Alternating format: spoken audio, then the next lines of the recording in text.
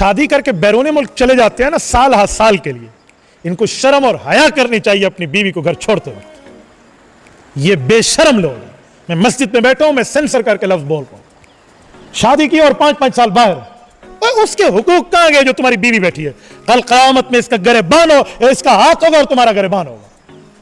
تو اس کا جو میاں اس طرح باہر بیٹھا ہے بہت غلط کر رہا. میں غالباً ابوظہبی میں تھا, ہاں, وہاں ایک دعوت میں ہم بیٹھے تو ایک بندے سے ملاقات ہوئی, جو ساتھ والے نے کہا حضرت اس کو گھر جانے کی ترغیب دے. میں نے سمجھے سال میں 2-3 دفعہ جاتا ہوگا, جیسے ہر 4 ماہ بعد زیادہ سے زیادہ بیوی کا تو معاملہ ہے. انہوں نے کہا جی بس 3-4 سال ہو گئے میں گھر نہیں گیا. میں نے کہا 3-4 سال ہو گئے؟ کہتے جی ہاں.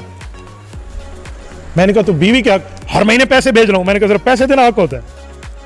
نہیں, میں روز فون پہ بات کرتا ہوں. تو میں نے تھوڑا مذاق کے لے کہا, میں نے کہا وہ بھی تو کسی سے پھر فون پہ بات کرتی ہوگی کہ دل لگی میں بھی کر لوں. ایسے مفتی صاحب آپ کیا کہہ رہے ہیں؟ میں نے کہا جو سن رہے ہو اس پہ تو